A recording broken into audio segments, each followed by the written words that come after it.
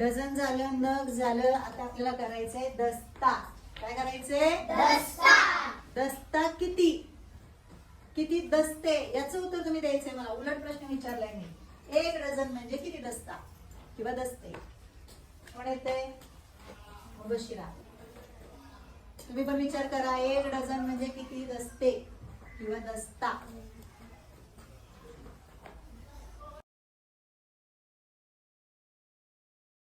बरोबर लिहिलं?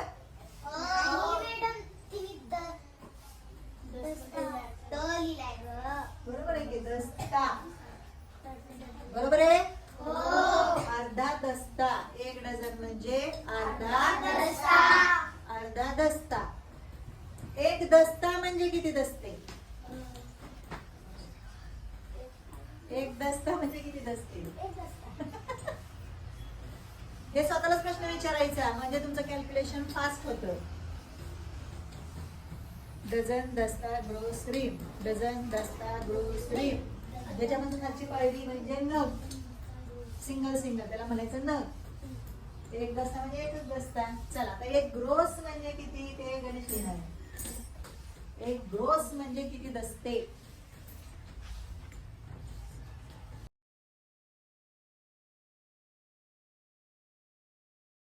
दस्ते. 1 ग्रोस म्हणजे 6 दस्ते. चला आता शेवटचं 1 रिम. आर्यन येतोय.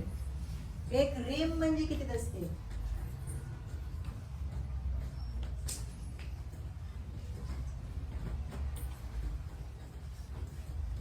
जमतंय?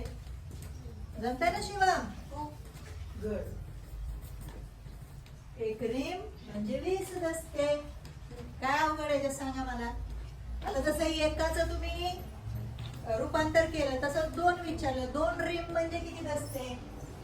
सांगा आता लगेच. 2 रिम म्हणजे किती दस्ते? 2 रिम म्हणजे किती दस्ते? 40 दस्ते.